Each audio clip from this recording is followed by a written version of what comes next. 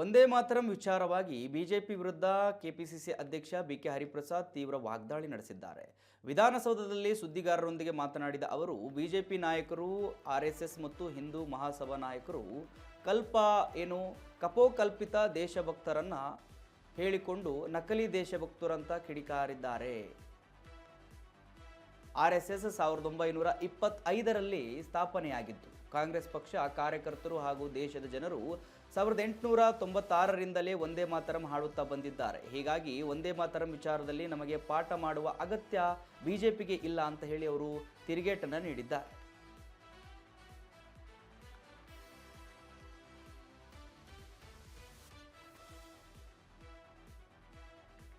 ವೀಕ್ಷಕರೇ, ಒಂದೇ ಮಾತರಂ ವಿಚಾರದಲ್ಲಿ ಭಾರಿ ಚರ್ಚೆ ಆಗ್ತಾ ಇದೆ. ಯಾವಾಗ ಆಗಸ್ಟ್ 15ರಂದು ದೆಹಲಿಯಲ್ಲಿ ಒಂದೇ ಮಾತರಂ ಹಾಡನ್ನು ಹಾಕಿದಾಗ ಅದಕ್ಕೆ ಕಾಂಗ್ರೆಸ್ನ ಅಧಿನಾಯಕಿ ಸೋನಿಯಾ ಗಾಂಧಿ ಅವರು ಅದನ್ನು ನಿಲ್ಲಿಸುವ ಕೆಲಸವನ್ನು ಮಾಡಿತ್ತು. ಸೊ ಅದು ಭಾರಿ ಚರ್ಚೆಗೆ ಕಾರಣ ಆಗಿತ್ತು. ಸೋನಿಯಾ ಗಾಂಧಿ ಅವರು ಕ್ಷಮೆ ಯಾಚಿಸಬೇಕು ಅಂತ ಹೇಳಿ ಅದರ ವಿರುದ್ಧ ಬಿಜೆಪಿಯವರು ಯಾವ ರೀತಿ ಆಕ್ರೋಶ ಹೊರಹಾಕಿದ್ರು ಅಂತ ಹೇಳಿದ್ರೆ, ಎಲ್ಲ ಹೇಳಿಕೆಗಳು ಬರಕ್ಕೆ ಸ್ಟಾರ್ಟ್ ಆದವು ಸೋನಿಯಾ ಗಾಂಧಿ ಅವರ ವಿರುದ್ಧ ಕ್ಷಮೆ ಯಾಚಿಸಬೇಕು ಅಂತ ಹೇಳಿ. ಸೊ ಅದನ್ನು ಕಾಂಗ್ರೆಸ್ ನಾಯಕರು ಡಿಫೆಂಡ್ ಮಾಡ್ತಾ ಇದ್ದಾರೆ. ಒಂದೇ ಮಾತರಂ ಹಾಡನ್ನು ಅವರ ಹೇಳಿಕೊಟ್ಟ ಮೇಲೆ ನಾವು ಕಲಿಯೋ ಅಗತ್ಯ ಇಲ್ಲ, ನಮ್ಮ ಪಕ್ಷ ಕಾಂಗ್ರೆಸ್ ಪಕ್ಷ ಯಾವಾಗಲಿಂದಲೂ ಕೂಡ ಇದೆ ಅನ್ನೋದು ನಮಗೆ ಗೊತ್ತು, ಆರ್ಎಸ್ಎಸ್ ಇವಾಗ ಹುಟ್ಕೊಂಡಿರೋದು ಅಂತ ಹೇಳಿ ಬಿಕೆ ಹರಿಪ್ರಸಾದ್ ಅವರು ಬಿಜೆಪಿ ವಿರುದ್ಧ ಕಿಡಿಕಾರ್ತಾ ಇದ್ದಾರೆ. ಬಿಜೆಪಿ ನಾಯಕರು, ಆರ್ಎಸ್ಎಸ್ ಚಡ್ಡಿಗಳು, ಹಿಂದೂ ಮಹಾಸಭಾದ ನಾಯಕರು ಇವರೆಲ್ಲರೂ ಸಹ ಕಪೋಲ ಕಲ್ಪಿತ ದೇಶಭಕ್ತಿಯನ್ನು ಇವರು ಹೇಳ್ಕೊಡ್ತಕ್ಕಂಥದ್ದು, ನಕಲಿ ದೇಶಭಕ್ತರು. ಆರ್ಎಸ್ಎಸ್ ಸ್ಥಾಪನೆ ಆಗಿದ್ದು 1925ನೇ ಇಸ್ವಿ. ಕಾಂಗ್ರೆಸ್ ಪಕ್ಷ ಮತ್ತು ಕಾಂಗ್ರೆಸ್ ಕಾರ್ಯಕರ್ತರು, ದೇಶದ ಜನ ಒಂದೇ ಮಾತರಂ ಈ ರಾಷ್ಟ್ರಗಾನವನ್ನು 1896ನೇ ಇಸ್ವಿಯಿಂದ ಪ್ರಾರಂಭ ಮಾಡಿದ್ದಾರೆ. 1896ರಿಂದ 2026ರವರೆಗೂ ಸಹ ಒಂದೇ ಮಾತರಂ ವಿಚಾರದಲ್ಲಿ ನಮಗೆ ಯಾರೂ ಸಹ ಪಾಠ ಹೇಳ್ಕೊಡ್ಬೇಕಾದಿಲ್ಲ. ಅದರ ಜೊತೆಗೆ ಇವರು ಯಾವತ್ತೂ ಸಹ ಅವರ ಶಾಖೆಗಳಲ್ಲಿ ಒಂದೇ ಮಾತರಂ ಆಗಲಿ ಅಥವಾ ರಾಷ್ಟ್ರ ಗೀತೆಯನ್ನು ಇಲ್ಲೂ ಸಹ ಆಡೋದಿಲ್ಲ.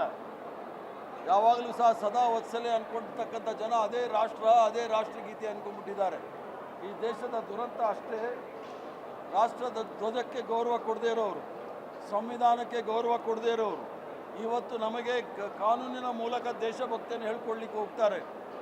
ಅದರ ಜೊತೆಗೆ 1937ನೇ ಇಸ್ವಿ ನಿರ್ಧಾರ ಪಂಡಿತ್ ಜವಾಹರ್ಲಾಲ್ ನೆಹರೂರವರು ಮಾಡಿರ್ತಕ್ಕಂಥದ್ದು ಅಂತ ಹೇಳಿ ಸುಳ್ಳು ವದಂತಿಯನ್ನು ಹಬ್ಬಿಸ್ತಕ್ಕಂಥ ಪ್ರಯತ್ನ ಮಾಡ್ತಾ ಇದ್ದಾರೆ. ಪಂಡಿತ್ ಜವಾಹರ್ಲಾಲ್ ನೆಹರೂರವರು 1937ನೇ ಇಸ್ವಿನಲ್ಲಿ ಕಾಂಗ್ರೆಸ್ ವರ್ಕಿಂಗ್ ಕಮಿಟಿಯಲ್ಲಿ ಸುಭಾಷ್ ಚಂದ್ರ ಬೋಸ್ ಅವರ ಪತ್ರಕ್ಕೆ ಉತ್ತರ ಕೊಡುವಾಗ ಆ ಒಂದು ಕಾರ್ಯಕಾರಿ ಸಮಿತಿಯಲ್ಲಿ ರವೀಂದ್ರನಾಥ್ ಠಾಗೂರ್ ಅವರ ಆ ಎರಡು ಪಂಕ್ತಿಯನ್ನು ಮಾತ್ರ ಹೇಳಿದರು.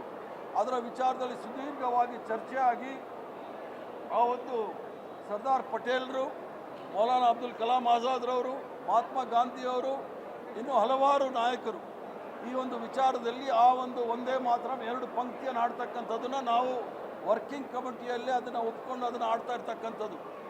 ಅದ್ರ ಜೊತೆಗೆ 1906ರಿಂದ 1910ನೇ ಇಸ್ವಿವರೆಗೂ ಒಂದೇ ಮಾತರನ್ನ ನಿಷೇಧಿಸಲಾಗಿತ್ತು ಬ್ರಿಟಿಷರಿಂದ.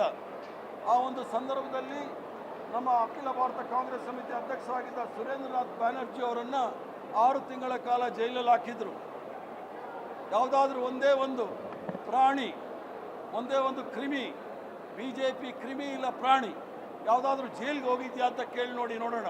ಒಂದೇ ಮಾತರಕ್ಕೋಸ್ಕರ ಆಗಲಿ, ತ್ರಿವರ್ಣ ಧ್ವಜಕ್ಕಾಗಲಿ ಅಥವಾ ರಾಷ್ಟ್ರಗೀತೆಗಾಗಲಿ.